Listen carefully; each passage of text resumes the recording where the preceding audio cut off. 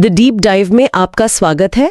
आज हम श्री राजेंद्र दास जी महाराज मलूक पीठ के एक सत्संग का विश्लेषण कर रहे हैं और इसमें एक बहुत ही गहरा सवाल उठाया गया है जो अक्सर मन में आता है कि भाई अगर सब कुछ भगवान ही करते हैं, उन्हीं की मर्जी से होता है सब कुछ, तो फिर इंसान को क्यों जिम्मेदार ठहराया जाता है? मतलब उसे पाप पुण्य का फल क्यों भोगना पड़ता है? तो चलिए कोशिश करते हैं समझने की कि स्रोत में इस गुत्थी को कैसे सुलझाया गया है। बिल्कुल।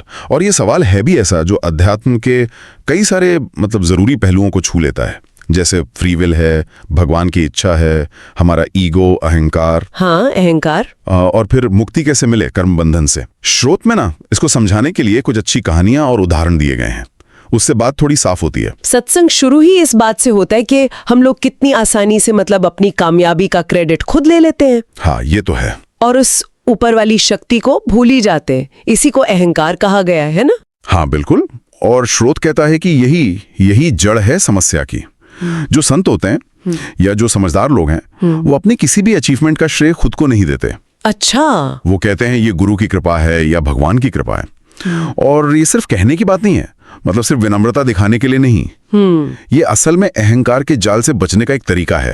अहंकार की तुलना तो ऐसी की है जैसे अच्छी भली खीर बनी हो और उसमें कोई मिट्टी का तेल डाल दे। अरे, सब बेकार। ये तो बहुत ही क्या कहते हैं सटीक उदाहरण है। हमारी मेहनत, हमारी सफलता खीर जैसी और अहंकार मिट्टी के तेल जैसा, सब खराब। हाँ। तो पहला कदम यही हुआ कि हर चीज में, खासकर कामयाबी में, भगवान की कृपा देखें। सही कहा। स्रोत के हिसाब से लगातार ये याद रखना कि भाई जो हो रहा है भगवान की कृपा से हो रहा है, ये हमें अहंकार से जो दोष पैदा होते हैं उनसे बचाता है। क्योंकि ये मैं और मेरा ही तो सारी गड़बड़ करता है। और इसी बात को और पक्का करने के लिए उपनिषदों की एक कहानी भी बताई गई है। देवताओं के अहंकार की कहानी। हाँ, केनो उपनिषद की कहानी है। एक बार क्या हुआ, देवताओं ने असुरों को हरा दिया तो उन्हें बड़ा घमंड हो गया कि अरे, ये जीत तो हमारी अपनी ताकत से हुई है। अच्छा। अब उनका ये अहंकार मिटाने के लिए भगवान एक बहुत तेजस्वी यक्ष के रूप में आए, दिव्य आत्मा। देवता पहचानने पाए कि ये कौन है। फिर क्या हुआ? तो सबसे पहले अग्निदेव गए। उन्हें जात वेदा भी कहते हैं, मतलब सब जानने वाले। वो पता लगाने गए। यक्ष ने पूछा, तुम कौन हो भाई, क्या शक्ति है तुम में? अग्नि ने बड़े अहंकार से कहा, मैं अग्नि हूं, मैं चाहूं तो एक पल में सब जला के राख कर दूं। यक्ष ने एक छोटा सा सूखा तिनका सामने रख दिया। बोले, अच्छा इसे जला के दिखाओ जरा। और अग्निदेव ने पूरी ताकत लगा दी अपनी, पर वो तिनका जलाना तो दूर, उसे गर्म तक नहीं कर पाए। बड़े शर्मिंदा हुए, लौट आए। अग्निदेव के बाद कौन गए? फिर गए वायुदेव, मातृश्वा, हवा के स्वामी। उन्होंने भी वैसे ही जोर से कहा, मैं वायु हूं, मैं तो पूरी पृथ्वी को उड़ा सकता हूं। अच्छा। यक्ष ने वही तिनका सामने रख दिया, कहा इसे उड़ा दो। वायुदेव ने भी पूरी जान लगा दी, पर वो तिनका अपनी जगह से हिला तक नहीं। वो भी बेचारे लज्जित होकर लौट आए। कमाल है, इतने शक्तिशाली देवता भी कुछ नहीं कर पाए उस यक्ष के सामने। बिल्कुल। इसके बाद फिर देवताओं के राजा इंद्र गए। हाँ। लेकिन जैसे ही वो पास पहुंचे, यक्ष गायब हो गए। गायब हो गए? क्यों? शायद ये दिखाने के लिए कि इंद्र का अहंकार इतना ज्यादा था कि वो उस समय सीधे बात करने के लायक भी नहीं समझे गए। खैर, तभी वहां देवी उमा प्रकट हुई। उन्होंने इंद्र को समझाया कि वो यक्ष तो स्वयं पर ब्रह्म थे और देवताओं की जो जीत हुई थी वो उनकी अपनी शक्ति से नहीं, बल्कि उसी ब्रह्म की शक्ति, उन्हीं की कृपा से हुई थी। तो इस कहानी का सार क्या निकला फिर? निचोड़ क्या है? निचोड़ सीधा सा आया है, अगर अग्नि और वायु जैसे महान देवता भी पूरी तरह भगवान की इच्छा पर निर्भर हैं, उनकी मर्जी के बिना एक तिनका तक नहीं हिला सकते, तो हम साधारण इंसानों की क्या औकात है? स्रोत कहता है ये समझने से ही अहंकार टूटता है। हाँ, ये बात तो सोचने वाली है। अच्छा, इसी विचार को आगे बढ़ाते हुए सत्संग में रामायण का भी जिक्र आता है, खासकर हनुमान जी के कुछ वचन है शायद। हाँ, बिल्कुल। जब हनुमान जी रावण को समझाने जाते हैं तो वाल्मीकि रामायण के अनुसार वो कहते हैं कि तुम जिन्हें साधारण इंसान समझ रहे हो राम, वो असल में कर्ता च अस्य सर्वस्य कारयिता तथैव चाह। कर्ता च अस्य सर्वस्य कारयिता तथैव च। इसका मतलब है कि वही इस पूरी दुनिया के कर्ता हैं, यानी करने वाले, और वही कार्यहिता भी हैं, यानी करवाने वाले भी वही हैं।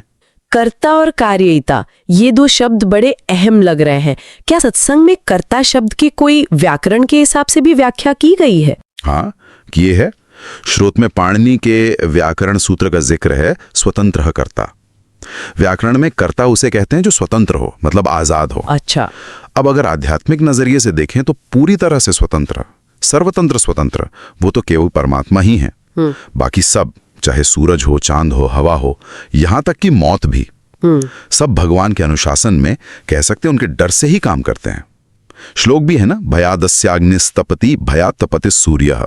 तो असल में परमार्थ रूप से कर्ता तो केवल ईश्वर ही हैं। हाँ, हम दुनियादारी में भले ही खुद को या किसी और को कर्ता मान लें। अच्छा, तो ये बात साफ हुई कि असल कर्ता ईश्वर हैं, वही करने वाले, वही करवाने वाले। लेकिन तब तो हम फिर वहीं घूमकर आ गए उसी मूल सवाल पर। हाँ, कि भाई फिर इंसान को अपने कर्मों का फल क्यों भोगना पड़ता है? स्वर्ग नरक सुख दुख क्यों मिलता है?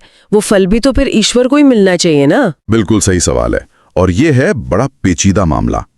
स्रोत भी मानता है कि ये उलझन पैदा होती है, और ये भी बताया है कि कैसे कुछ चालाक लोग इस बात का गलत फायदा उठाते हैं। कैसे? मतलब जब कोई गलत काम हो गया तो फौरन कह दिया, जी क्या करें, भगवान की मर्जी थी, पर तभी तो उनकी इच्छा के बिना नहीं हिलता। हाँ, सुना है ये। लेकिन अगर वही आदमी कोई अच्छा काम कर ले तो फौरन छाती चौड़ी करके कहता है, देखो जी ये तो हमने किया, कितना बढ़िया काम किया है। हाँ, ये तो दोहरा मापदंड हो गया। ये तो ठीक नहीं लगता।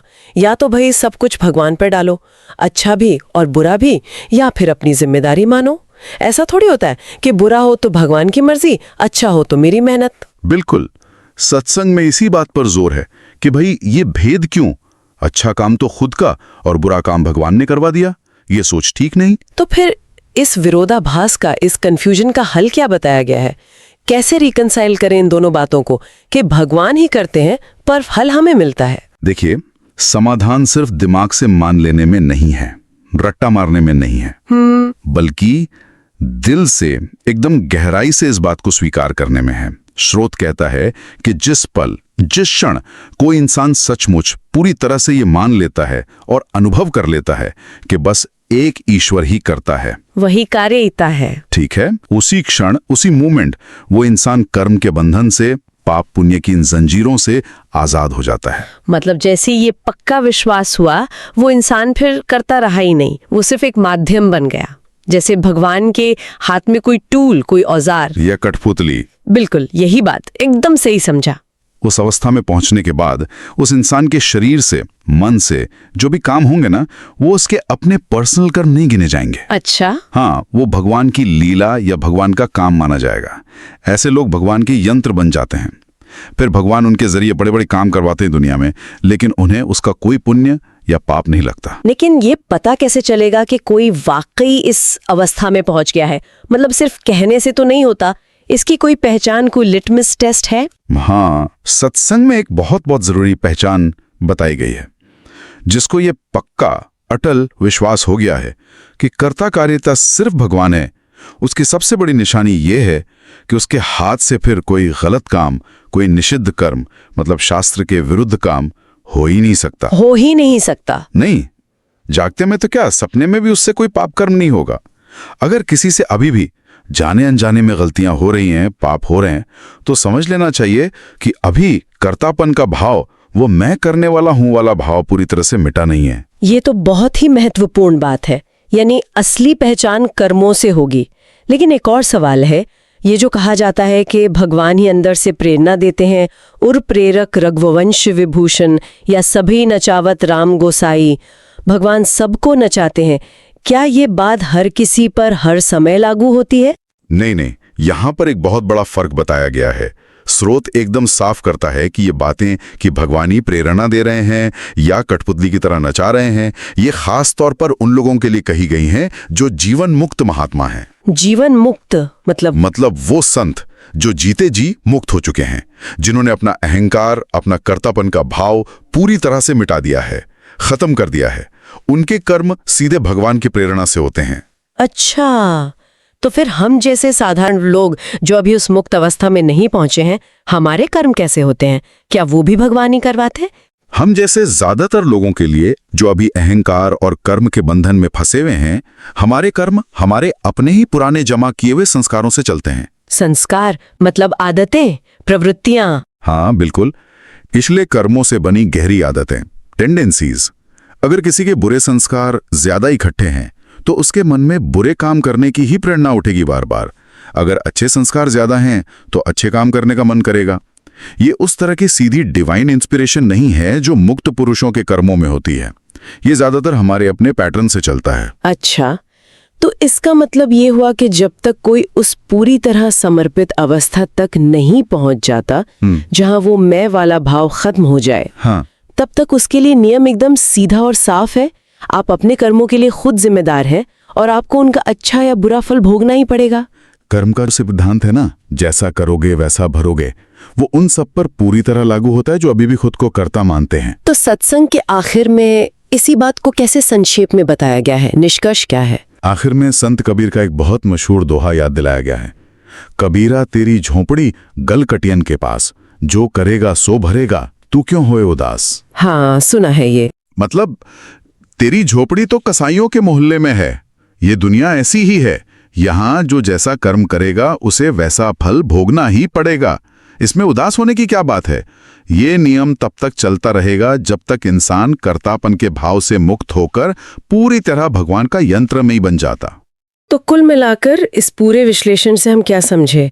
ऐसा लगता है कि अल्टीमेट रियलिटी, परम सत्य भले ही ये हो कि सब कुछ ईश्वर की इच्छा से ही हो रहा है, लेकिन हमारी जो जिम्मेदारी है और कर्मों के फल का जो अनुभव है वो सीधे सीधे हमारे अहंकार और हमारे समर्पण के लेवल से जुड़ा हुआ है।